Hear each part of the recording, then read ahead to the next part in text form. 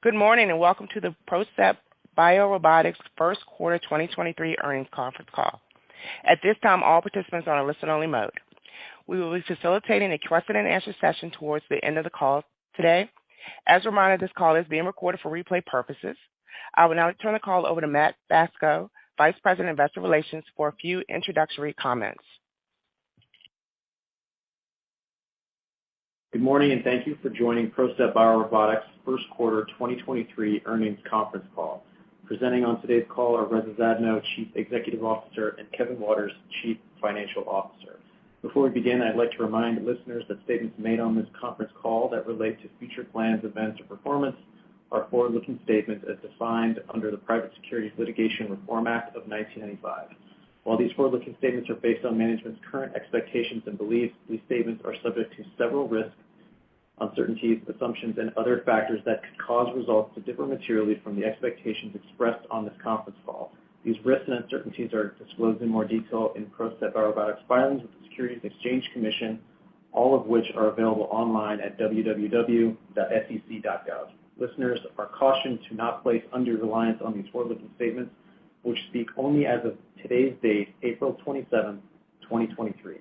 Except as required by law, PROCEPT BioRobotics undertakes no obligation to update or revise any forward-looking statements to reflect new information, circumstances, or unanticipated events that may arise. With that, I will now turn the call over to Reza. Good morning, and thank you for joining us. For today's call, I will provide opening comments and a business update, followed by Kevin, who will provide additional details regarding our financial performance and 2023 guidance before opening the call to Q&A. Starting with our quarterly revenue results.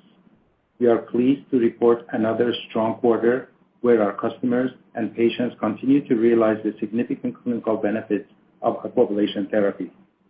Total revenue for the first quarter of 2023 was $24.4 million, representing growth of 72% compared to the first quarter of 2022. Growth in the quarter was driven primarily by increased utilization from our expanded install base and strong patient volume. We believe the combination of positive long-term clinical data, increased private payer coverage, outstanding real-world patient outcomes, and an expanded field-based commercial team continue to drive surgeon interest and adoption of our AquaBeam robotic system. As we move through 2023, we believe there are several positive factors which give us a high degree of confidence to achieve our increased full-year financial guidance, and Kevin will touch on later. Longer term, we believe these underlying fundamentals reflect a business that is laying the foundation to become the BPH surgical standard of care, starting with the recent payer coverage. In early April, we announced that UnitedHealthcare updated its policy for prostate surgery and interventions to include aquablation as medically necessary. This updated policy will go into effect on June 1, 2023. Being one of the largest commercial payers in the United States, with approximately 45 million covered lives, United's positive coverage policy will greatly improve accessibility of aquablation therapy for men suffering from BPH.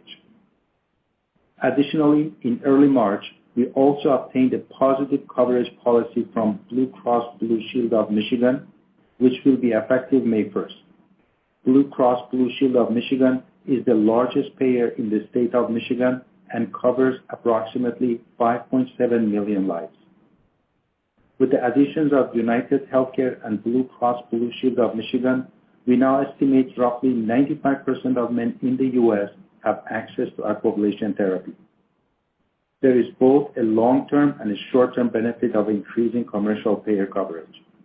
The obvious long-term benefit is increased utilization, which will take time as we penetrate the surgical market. The short-term benefit is the increased value proposition of our technology and the lowering of barriers to sell capital equipment to hospitals. Turning to clinical updates. This weekend, at the American Urological Association conference in Chicago, we will be releasing our 5-year WATER II study data. As a reminder, WATER II was a prospective FDA study with an objective performance criterion for both efficacy and safety in large prostates ranging in size from 80 to 150 milliliters. The 5-year data were consistent with the previously reported primary endpoints with no change to safety results. The efficacy results as measured by change in IPSS and Qmax also remain consistent at 5 years.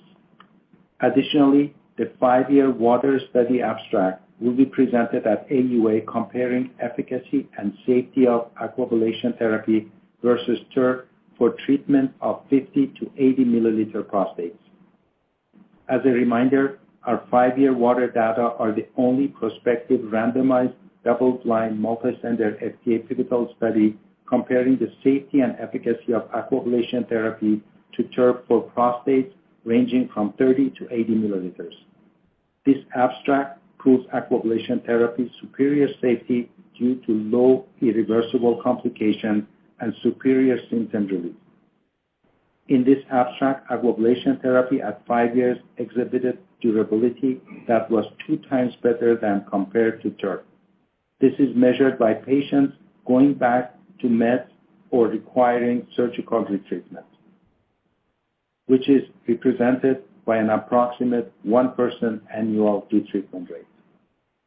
As a company, we have developed a significant and growing body of clinical evidence, which now includes 2 5-year FDA durability studies, 7 other clinical studies, and over 150 peer-reviewed publications, all supporting the benefits and clinical advantages of aquablation therapy.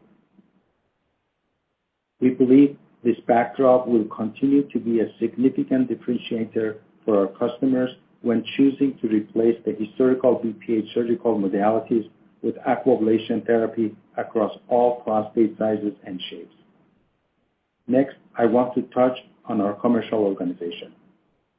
In the first quarter, we sold 25 AquaBeam robotic systems, generating total U.S. system revenue of $8.8 million, which was at the low end of our Q1 guidance range.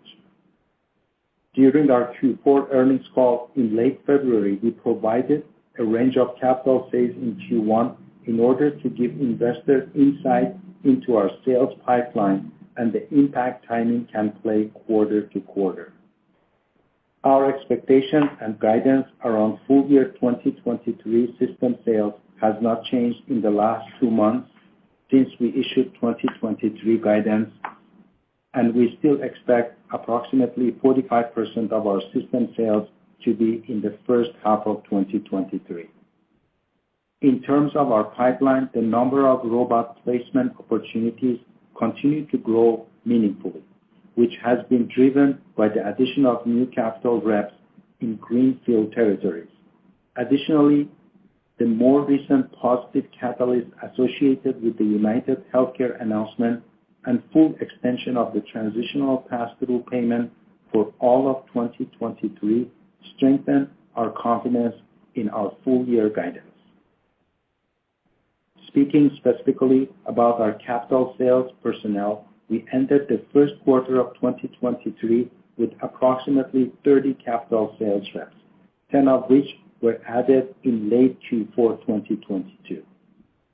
As a reminder, the productivity curve for capital reps is approximately 6 months, as they will be responsible for building out their respective pipelines. Thus, we do not expect the capital reps added in the fourth quarter of 2022 to start meaningfully contributing to U.S. system sales until the second half of 2023. Our 2023 guidance continues to be informed by what we are seeing in our pipeline, how opportunities progress, what customers are telling us the productivity ramp of new capital reps, and overall close rates. All of these indicators have maintained positive momentum as awareness around aquablation therapy continues to grow, which gives us confidence in achieving our 2023 commercial objectives. Next, I want to touch on our progress securing IDN contracts. We recently signed a national sales contract with the largest IDN that secures pricing for system placement and handpieces sold to its nationwide hospital network. This is a significant milestone for us as it will allow our sales team to operate in an expedited and more predictable manner as we partner with Aquablation surgeon champions at these contracted hospitals. As stated on our Q4 earnings call, we anticipate having the majority of large strategic IDNs in the U.S. under contract by the end of 2023. While there are many hospital networks in the United States, we categorize strategic IDNs as having greater than or equal 20 hospitals in network. When analyzing the market, we estimate 17 strategic IDNs account for approximately 26% of the 860 high-volume BPH hospitals and 29% of the total 2,700 BPH hospitals. Thus, the importance of these contracts is meaningful to our ability to penetrate the U.S. market and provide increased visibility in our pipeline. Turning to utilization and surgeon activity. We are extremely pleased with Q1 utilization, where U.S. handpiece and consumable revenue increased approximately 165% compared to the first quarter of 2022. While the primary driver of monthly utilization continues to be active surgeon growth, there are two key trends that have emerged over the last 12 months that are extremely positive for us. The first is active surgeon retention. We define active surgeon retention as any surgeon who performs a case in both the current and previous quarter. In the first quarter of 2023, surgeon retention rates were greater than 90%.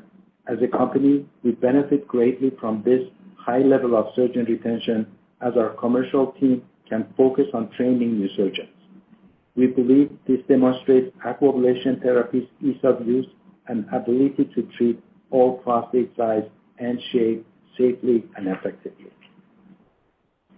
The second emerging trend is utilization among low-volume BPH hospital accounts. While we are primarily focused on the 860 high-volume BPH hospitals, we are also starting to see nice adoption from low-volume accounts, which account for roughly 30% of our current install base. Many of these hospitals are large surgery centers, however, have historically not performed many BPH surgeries. While likely too early to make definitive claims regarding market expansion, we do believe Aquablation therapy has allowed low-volume accounts to treat patients they otherwise would have referred out. Given the expanded awareness of Aquablation therapy, along with positive momentum in peer-to-peer interactions, we believe low-volume hospitals are very valuable targets for our commercial team. Lastly, with respect to international market development activities.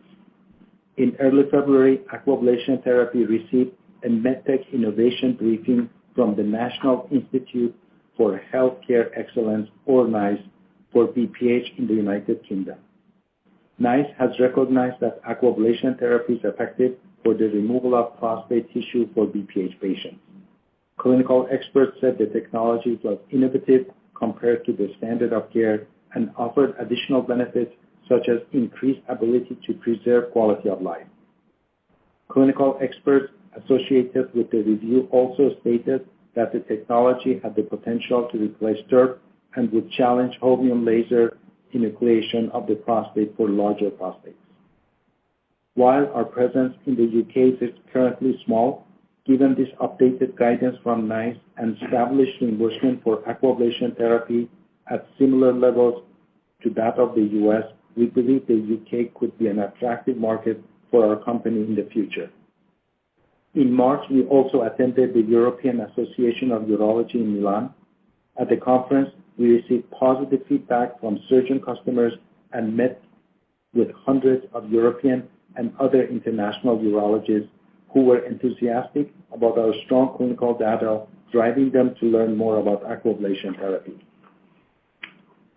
In summary, I feel better about our business today than at any point and have a higher degree of confidence in our ability to achieve our long-term growth plan. Every metric we track is moving in the right direction, and to summarize these catalysts, our pipeline and sales funnel continue to grow nicely. We just signed a national contract with the largest IDN and expect to continue to finalize contracts with other large strategic IDNs throughout the year. We received a positive coverage policy from United Healthcare, providing approximately 95% patient access to aquablation therapy in the U.S. and have full transitional pass-through payment through 2023. Utilization continues to exceed our expectations, and we have increased our full-year guidance around this metric. And lastly, our recent sales rep hires are progressing very nicely as they build our respective greenfield territories. Given this positive momentum, we believe aquablation therapy will truly revolutionize the treatment of BPH. With that, I will turn the call over to Kevin. Thanks, Reza. Total revenue for the first quarter of 2023 was $24.4 million, representing growth of 73% compared to the first quarter of 2022. U.S. revenue for the quarter was $21.8 million, representing growth of 74% compared to the prior year period. In the first quarter, we sold 25 AquaBeam robotic systems, generating total U.S. system revenue of $8.8 million, representing growth of 13% compared to the first quarter of 2022. First quarter system average selling prices were $350,000, which was approximately 5% below our expectations. However, we still expect full year system average selling prices based on the deals in our pipeline to be in the $370,000 to $375,000 range. U.S. handpiece and consumable revenue for Q1 was $11.8 million, representing growth of approximately 165% compared to the first quarter of 2022. Handpiece revenue growth was driven by an increase in the install base of AquaBeam robotic systems, which has grown 106% from the first quarter of 2022. Additionally, we have seen an increase in utilization from our install base. Monthly utilization per account of 6.3 increased approximately 14% compared to the first quarter of 2022. Utilization outperformance in the first quarter was a reflection of strong commercial execution and surgeons taking the next step to adopt aquablation therapy as their treatment of choice for all resective procedures. We view utilization as the true leading indicator of overall market adoption long term. We shipped approximately 3,400 handpieces in the U.S. in the first quarter, representing unit growth of 139% compared to the first quarter of 2022, with average selling prices of approximately $3,140. International revenue for the first quarter was $2.6 million, representing growth of approximately 60%. International revenue in the quarter was driven by both increased system sales and improved utilization. Gross margin for the first quarter of 2023 was 51%. Sequential gross margin expansion in Q1 was due to strong execution from our operations team and our ability to absorb overhead expenses. Given our favorable standard margin profile of both our robot and handpiece, we have increased confidence to further absorb overhead expenses and expect to show sequential gross margin expansion throughout 2023. Lastly, on margins, we continue to make nice progress with regards to our move to San Jose, California, which will increase our footprint by 4 times to 160,000 square feet. As stated previously, we expect to move into our new San Jose location by the end of the third quarter of 2023. Moving down the income statement. Total operating expenses in the first quarter of 2023 were $40.9 million compared to $23.4 million in the same period of the prior year and $35.7 million in the fourth quarter of 2022. The increase was driven by increased sales and marketing expenses, primarily to expand the commercial organization, increased variable compensation expenses, and increased research and development and general and administrative expenses. Total interest and other expense was $107,000 as quarterly interest expense from our $52 million term loan was offset by favorable interest income. Net loss was $28.5 million for the first quarter of 2023 compared to $17.2 million in the same period of the prior year. Adjusted EBITDA was a loss of $23.9 million compared to a loss of $13.5 million in the first quarter of 2022. Our cash and cash equivalents balance as of March 31st was $181 million. The decrease in cash in the first quarter compared to historical cash burn was impacted by two factors that will not impact future quarters in 2023. First, we had our annual company bonus incentive payment, which used roughly $9 million of cash. Second, due to both our increased revenue ramp coupled with the move to San Jose in Q3, we have substantially built up our inventory balances in Q1 to meet second half 2023 demand and provide safety stock during this transition. Inventory increased by $10.4 million in the first quarter of 2023 and should not increase at these levels in subsequent quarters. Moving to our 2023 financial outlook. We are increasing our full year 2023 total revenue guidance to $128 million, representing growth of approximately 71% compared to 2022. We are increasing our revenue guidance based on the following factors. First are the strong underlying utilization trends in the business. We now expect full year monthly utilization to be approximately 6.5 across our average install base for 2023. Given the strong ramp we are seeing within our accounts, our updated guidance assumes slight sequential improvements in utilization throughout 2023. Second, we have increased confidence and visibility to achieve our implied system sales of 140 units for the full year. We continue to expect approximately 45% of capital sales to occur in the first half of 2023.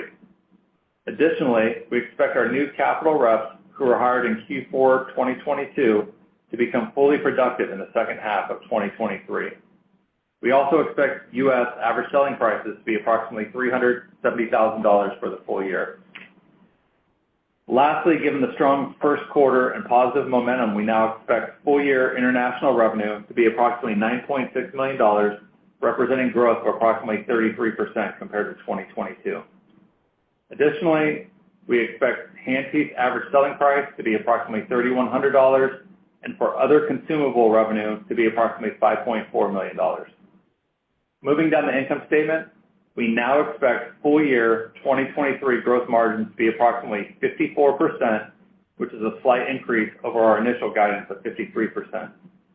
Based on my previous comments and given the current rate of overhead absorption, we expect to exit 2023 with Q4 gross margins in the mid 50% range and should see sequential margin improvement throughout the year. Additionally, we forecast full year 2023 operating expenses to be approximately $167 million.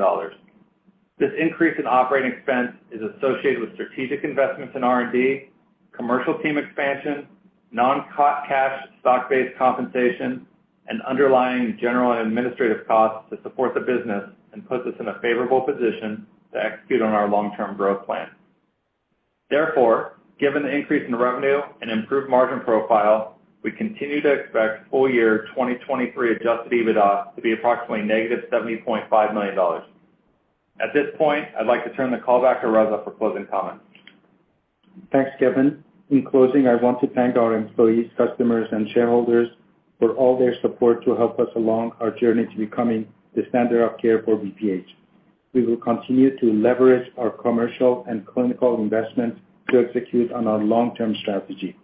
Have a great day, and I look forward to seeing many of you at our AUA investor event tomorrow at 8 a.m. Central Time. At this point, we will take questions. Operator? Thank you.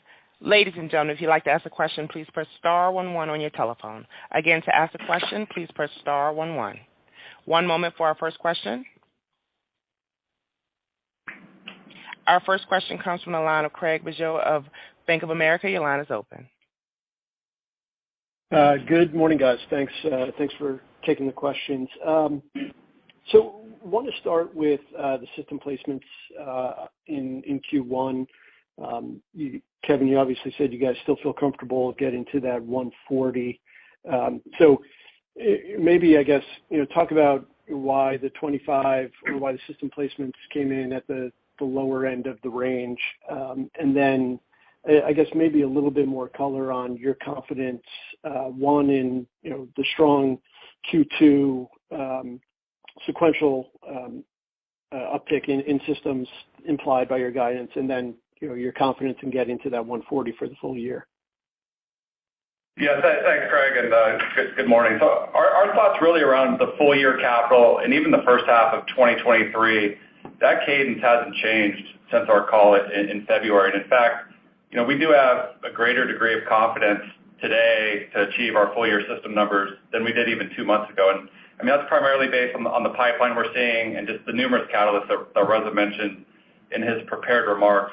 And just specific to Q1, we did have deals that we expected to close in March that we now see a high probability of closing in the second quarter. So there is that timing dynamic, which we've been talking about now over the last few quarters, and that is why we gave a range of system sales in the first quarter. And perhaps a point of specificity in the first quarter around system sales and that dynamic around IDNs is we did see IDNs in the first quarter take a very cautious approach to capital purchases, and therefore we didn't see many IDN purchases come through in the first quarter.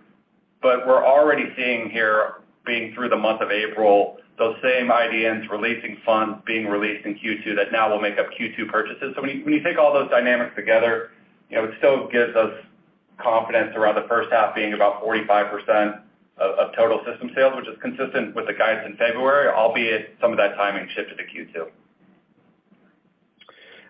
Got it. Thanks. And maybe I'll stick with systems. So, and just, I guess 2 pieces here. One on the ASP, it came in lower in Q1 than what it traditionally has been and what you expect for the year. So just wanted to understand if there was any, what was driving that pressure. And then on the IDNs, how much of that is kind of baked into that 140 systems, or how are you guys thinking about the opportunity that the IDNs present, whether it's the contract that was just signed or future contracts you expect to sign? How much of that factors into that 140? Yeah, so I'll start with the capital ASPs, and you are pointing out the fact Q1 system ASPs were about $350,000. That's about 5% below kind of the guidance that we put forth in February. But as mentioned in my prepared remarks, we still do expect full year ASPs in the 370 to 375 range based on all the deals we see in the pipeline. So without getting into specifics of each sale in the deal, the lower ASP in Q1 is not reflective of, first, it's not any large IDN pricing. It's not any other factors that we believe will impact future ASPs. It's really just timing and the high degree of variability that we have around some of our capital sales. And we have 2 levers in the business, right? One being systems and one being utilization. And we are willing as a business to be variable and flexible on capital pricing to ensure that we get that system sold and then to ensure that we get that utilization. And if you look at handpiece average selling prices, those have actually been remarkably consistent quarter to quarter and increasing. And at the end of the day, we're willing to be slightly flexible on capital. But again, given the visibility we have into the pipeline, we feel very confident the full year ASP being in the 370 to 375 range. And the second part of your question, this is Reza, related to IDNs. I want to remind that we already have a few robots at the IDNs, but having said that, we have not factored in multi-systems or commitment for 2023 from these IDNs, but we already have robots at some of these IDNs.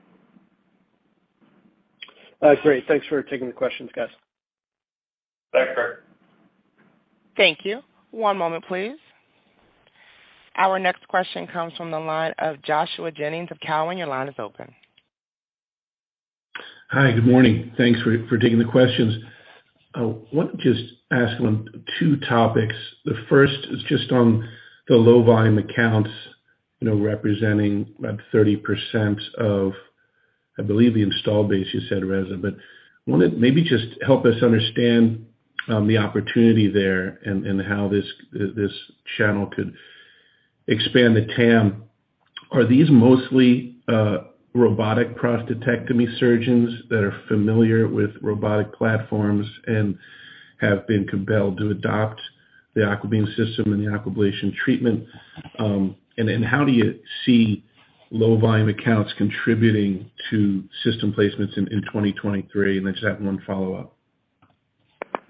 Yes, thanks. Yeah, we are very pleased with the progress we have seen with these accounts. Again, just as a reminder, low volume does not necessarily mean a low volume surgery. These are high volume surgery, but historically they have been doing lower number of BPH surgeries. The reason they are growing is they see better patient outcomes. They are standardizing the procedure. They can build a robust BPH practice, and also allows them to recruit talented urologists. Yes, these are accounts that they have robots there, but they have not been using it for, they were not using many BPH, but they are high volume surgery center. As we mentioned, 2,700 hospitals in the U.S., 860 of them were high volume centers. So these other 2,000 is a great opportunity for the future and growth of our business. Great, thanks for that. And just a follow-up question, wanted to better understand how your team is thinking about the replacement cycle as we get into 24 and 2025. I guess maybe the right way to phrase the question would be, you know, when should we be thinking about AquaBeam 2.0 being commercialized? Anything you can share about what AquaBeam 2.0 or just the next iteration of AquaBeam or the enhancements that will be incorporated? And what do you think the replacement cycle period will look like as we move into the out years? Thanks for taking the questions. Yeah, thanks, Josh. This is Kevin. The answer, the replacement cycle is many years ahead. North of 2-3 years. So it's not an immediate impact to the business in the near term.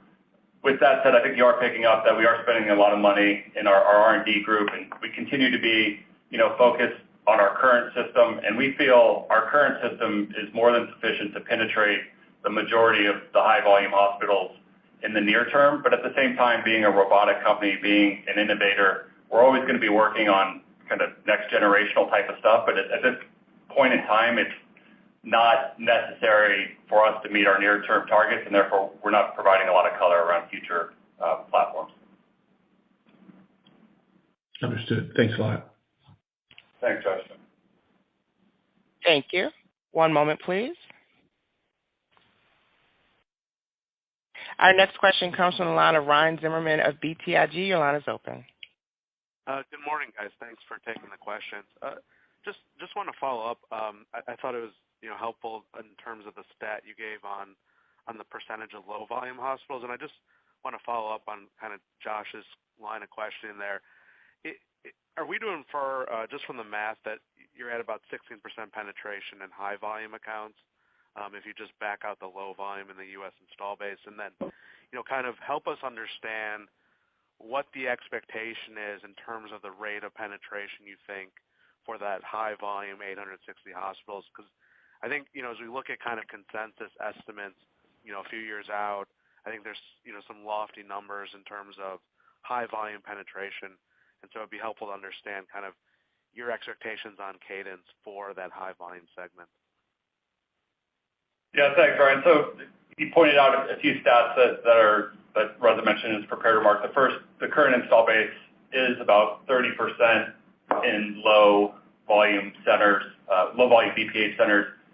And to your comment, that would assume that for the high volume, we're about 15% penetrated in the 860 high volume hospitals in the U.S. And over the next few years, we think we're a great option for the majority, if not all of those high volume 860 BPH centers. So we don't feel that there's anything with our technology or our outcomes that would limit us from being fully penetrated in the 860. Now, I appreciate you're never going to get to 100%, but we don't see a reason why every high volume BPH hospital over time wouldn't want to have an AquaBeam system. So we feel there's a long ramp there. And to Reza's comments around the low volume hospitals, it's great to see so early in our commercialization that we're seeing these low volume centers that previously had to refer out patients and perhaps were losing physicians to other hospitals to do BPH start to adopt the technology and have good utilization at those accounts as well. Got it. Okay. That's very helpful, Kevin. And then the second question, well, I guess two questions for me. One, what is the percentage of the IDNs, I think you called out 17 strategic IDNs, that have more than one system today, or you expect to have more than one system right now? I think that'd be helpful to understand. And then the last question, I'll hop back in queue, is just, and Craig asked this, but I'm not clear, why does pricing come back in the second quarter and through the remainder of the year if it were at $350, and why not, can you spur more demand maybe at that lower price point than what you had previously? Yeah, so the first question on the 17 strategic IDNs, I mean, those represent over 200 hospitals in the U.S. So you should assume that at these IDNs that we sign with, we will have systems at their various hospital network. But if your question is around multi-systems within the same hospital, that's currently not part of our near-term growth plan. And we don't believe, given the current volumes today, that most hospitals will not necessitate having a second system. So did I answer your question on IDNs? I want to make sure I cover that. Yeah, maybe I'll take that offline. We can take that offline just because I think I was just trying to understand kind of the potential for the 17 strategic IDNs, but I'll follow up. Yeah, I'll say we have very low penetration in those 17 strategic IDNs, so there's a lot of room for us to sell systems in the future there. Okay. And then on pricing, again, one of the nice aspects of our business is we have a high degree of visibility into the funnel, so we can actually see the deals in the pipeline in the next 3 to 9 months, and that is why we feel comfortable talking about full year average selling prices in that $370,000 to $375,000 range based on deals we see in the pipeline. And really we view Q1 as just an anomaly in terms of the variability around pricing and settling at $350. We don't think this is reflective of any future ASP decreases on the capital side of the business. Okay. Thanks for taking my questions. Thanks, Ryan. Thank you. One moment, please. Our next question comes from the line of Chris Pasquale of Nephron Research. Your line is open. Thanks. Kevin, I want to circle back to that last point. I was hoping you could spell out a little bit more clearly what the typical sales cycle for AquaBeam looks like in terms of the time it takes for contracts to be finalized. And when you talk about visibility into the pipeline, what pieces need to be in place for you to consider a system placement likely within a certain time frame? Yeah, so when we talk about pipeline, we are identifying for our investors, that means the surgeon champion has been identified and supports the technology. So we have a funnel that's much larger than our pipeline. But when a deal gets into our pipeline, we have a high degree of certainty of that deal to close. We don't have a lot of deals fall out once a surgeon champion has been identified and wants to go to administration to purchase a system. And given that dynamic, we can look forward to 6 to 9 months is the timing for that process from identifying a surgeon champion to selling the system. And that's the funnel and pipeline that we talk about that has been growing and we feel has a high certainty to close. Okay. And then can you talk about the competitive landscape within BPH, new Da Vinci SP approval for the procedure? How do you expect that to impact demand for aquablation, and just anything else you guys are highlighting at the meeting this week with surgeons? Yeah, thanks. Definitely we see that as an endorsement and confirmation of this large BPH market. We remain very excited about what we do and do not see that competitor as an obstacle to our growth. As a reminder, robotic prostatectomy is considered acceptable for large prostates, and for medium or small prostate, it's not used due to its invasive nature. I want to mention that we have already placed more than 90% of our systems at centers where there's already a Da Vinci system. I think the best is I highly recommend that you speak with surgeons. We are at AUA or come to our investor meeting tomorrow, and where you will see the benefits of our technology is the shorter surgery time, shorter recovery time, and of course the price of the robot. So as far as the utilization and competition is concerned, in our utilization, as we have said, majority of the cases that are done between 60 and 80 gram, although more than 70% are below 100, are the TURP and various laser conversion. We are very happy our progress. So I hope this answers your question. I appreciate it. Thank you. One moment, please. Our next question comes from the line of Neil Chatterjee of B. Riley. Your line is open. Hey, guys. Good morning. Thanks for taking our questions. Maybe just on the international growth, pretty strong in the quarter. Just curious, if you could just talk about, what key markets are driving that and just kind of your expectations for international over time, including both, potential in China and then also, with the NICE MIB in the UK, what that UK opportunity could look like. Yeah, so we're really pleased with the international performance this quarter. It's exceeded our expectations, and I feel international historically there was much more of an impact, whether it was around staffing levels or COVID, than we saw in the U.S. And it feels like we've really turned the corner in our key markets in Western Europe. And the outperformance really starts with the UK, and the recent decision around reimbursement from NICE has been a nice tailwind to the business there. We're already seeing robot purchases in that country at, frankly, pricing levels that are higher than they've been historically, which is really good to see. We're also in Germany, Italy, and Spain, although that's a much less of a contributor, we believe, moving in the near term than the UK. In longer term, you mentioned a few territories. We are excited about the Asia Pacific opportunity. We submitted for regulatory approval in China. We have regulatory approval now in Japan. We're actively selling in Korea. And while this revenue impact in 2023 is not terribly material, I do think looking in the outer years, 24, 25, we could see some nice contributions from international that will provide more color on as we get closer to those timelines. Great. And just one follow-up. I noticed that you had a Midwest site, with U.S. Urology Partners that they press release. Just curious, what kind of impact that could have across, that network or, on influencing kind of the affiliated hospitals with those groups, and just, thoughts on impact from, potentially, large urology groups. Yeah. So, Midwest Urology in the quarter did purchase various robots. I'm not getting into specifics of the amount and how many, but it is good to see a group like that make a commitment to aquablation. And, when we start looking at these large IDN networks, we had an account in Atlanta last year that we talked about. We've obviously talked about signing the largest strategic IDN now in the U.S. And we do think this could be a nice driver of the business, but I think it's just reflective of everything we talk about, that aquablation offers these centers the ability to retain patients they otherwise would have had to refer out. They make their procedure load much more predictable, and they're having great clinical outcomes. So it was a nice vote of support for the business that we saw in the first quarter. Great, thanks. I'll hop back in the queue.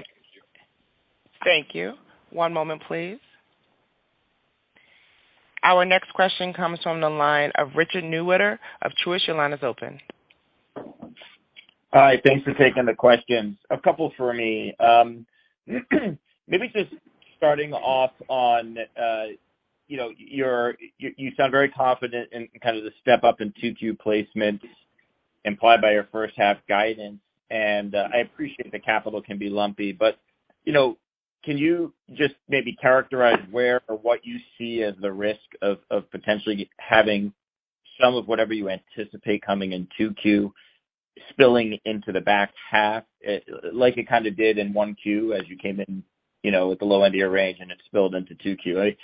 Just to get a sense for, where your confidence level is, at this point, especially where you are in the quarter.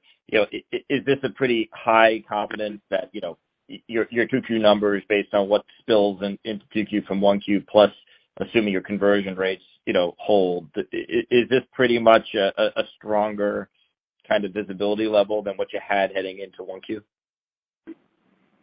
Yeah, I mean, I don't know if I'd characterize it as stronger visibility because I feel like we had strong visibility in February into our funnel in the first half. So what you are seeing is some spillover into the second quarter, just primarily due to timing. And again, I'll go back to just our comments around our pipeline, that once a deal enters the pipeline, it has a high degree of probability of closing. Now, could we have one or two or three Q2 deals spill into Q3?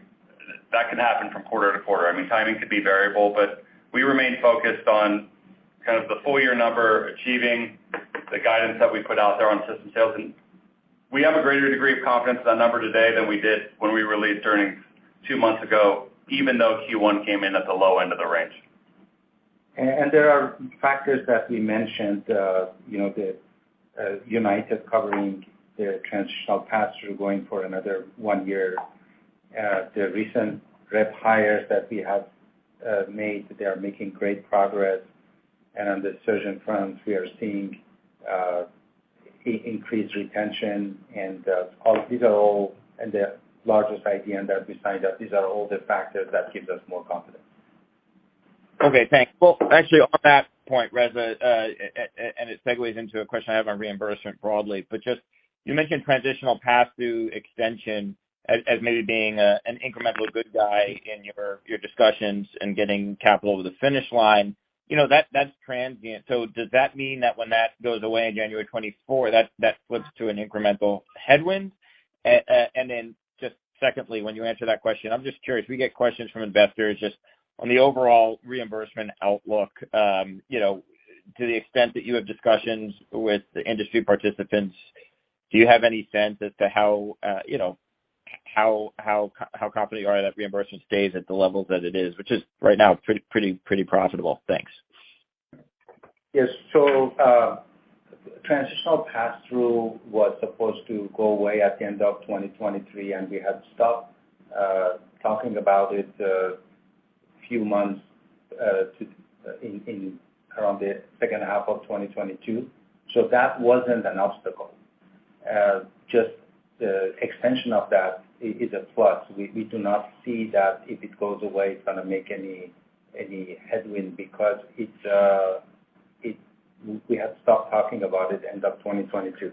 As far as the reason for that when it was extended was because 2020 was a COVID year and many companies could not benefit from the transitional pass-through. Normally it's for 3 years. So that was extended for 1 year. As far as reimbursement is concerned, we are at APC level 6, and for the last 2-3 years has stayed there. And in fact, if anything, around the last year for 2023 was a slight uptick on that payment. So we don't anticipate APC level 6 to change because it's based on the cost of the system. And this, Kevin, that's why from a pricing standpoint, we're very disciplined about our handpiece pricing. And you can see over the last 8 quarters, if anything, handpiece ASPs are trending upwards, not downwards. And based on that data we have, we would have a strong confidence level given our pricing dynamics of staying at APC level 6. Thanks. If I could just squeeze one more in, just on the the mix towards lower volume or low to mid volume utilization accounts increasing as a percent of the installed base. Just curious, should we be thinking about that ratio going up? And if so, or even if not, what kind of impact will this have on the utilization kind of growth rate? Does it drag it down? Yeah. I think 30% is the right way to think about it moving forward. I mean, I appreciate I'm not being terribly specific there, but I don't see why in the near term it should change from our historical norms and would be a drag on utilization. In fact, we are seeing many of these low volume accounts start doing utilization at comparative levels. And one thing to keep in mind, and Reza said it in his remarks, is a low volume account doesn't mean a low volume surgery hospital. So these are hospitals that are very used to turning over patients, having a high volume of patients, and having a lot of surgeons. They're just not doing a lot of BPH, and they're not doing a lot of BPH because they, frankly, didn't have a great alternative previously, and now they do. So it's not as if we have to convert this hospital into now doing a lot of surgery. They're already doing surgery. Yeah, we remain focused on high volume accounts, and these low volume accounts will happen opportunistically, and based on the case by case, we look at them. Thank you. One moment, please. Our next question comes from the line of Nathan Treybeck of Wells Fargo. Your line is open. Hi. Thanks for taking the question. I just wanted to circle back to the capital placements in Q1. So you mentioned IDNs were taking a cautious approach, and now you're seeing improvement in Q2. Can you give color on why they're being more cautious? Is there a macro outlook out there that people were focused on, and what has changed now that they are opening up budgets? Yeah, it's hard to tell if it's macro related or IDN specific related, but what we did see are many of our large IDNs just not allocating capital funds in the first quarter, and whether that's macro or specific to budget allocations to that IDN, I'm sure it's a mixed bag. But what we are seeing, to my comments, is those funds now being released for aquablation in the second quarter, and that is a very primary reason why the ramp from Q1 to Q2 we think is very achievable. Okay. Kind of sticking to that, last quarter you gave a metric around the number of opportunities that you had a high level of confidence will close, that it increased 30%.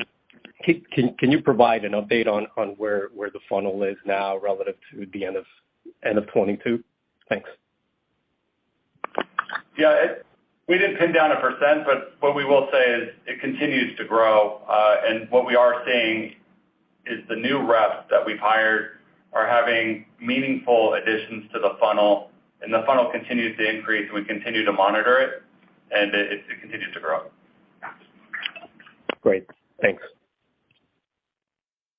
Thank you. One moment, please. Our next question comes from the line of Matthew Mishan of Key. Your line is open. Great. Thank you for taking the questions. I'll take the other side of this capital question. If you were to see, I don't know how. Let me try and figure out how I want to kind of phrase it. You kind of tend to move at a predictable pace for net system adds. Do you see an opportunity as capital budgets are released and the procedural environment looks good? Do you see an opportunity to still exceed the 140 capital placements, for 2023, or is that a really good number that you really think you'll stick with? Yeah, well, it's a number we have a high conviction of achieving, the 140, and given the opportunities and given how lowly penetrated we are in the current market and what's in front of us, I think we have a long runway ahead of us of capital sales. So it's not as if we are looking to sell 140 systems and we don't have a future market to go attack. So there's much more upside to the 140 in the future given the current opportunities out there. But we feel very good about the 140 and the high degree of conviction around that. Okay. And then just on the accounts where you've placed them, you've seen utilization, increase on the system, which is a positive. Just how sticky are the procedures once a doc starts to use it? Have you seen any procedures slipping, where somebody uses it and then, not any, but seeing some people use it and then say, I won't use it as much, or is it tending to really be sticky? So it is, as you mentioned, sticky in the sense that we have more than 90% surgeon retention, and that's mainly because of the clinical outcomes and they standardize. But at the same time, I should mention we have a highly trained commercial organization, both on the capital rep that work very collaboratively with the hospital administration and the clinical support staff that's present to support. In fact, we also had mentioned in our last quarter the meeting that we had a net promoter score of 92%. All of these come together as customer satisfaction. So they are using it both because of clinical outcomes and the support we are giving to them. Thank you. And we have seen sequential utilization growth, and these are all the indicators.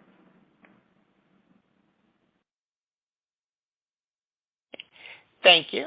One moment, please. I'm showing no further questions at this time. I'll turn the call back over to Reza Zadno, CEO, for any closing remarks. Yes, thanks, everyone, for attending this meeting. We look forward to seeing you in future meetings, and tomorrow we have an Investor Day. Have a nice day. Thank you. Ladies and gentlemen, this does conclude today's conference. Thank you all for participating. You may now disconnect. Have a great day.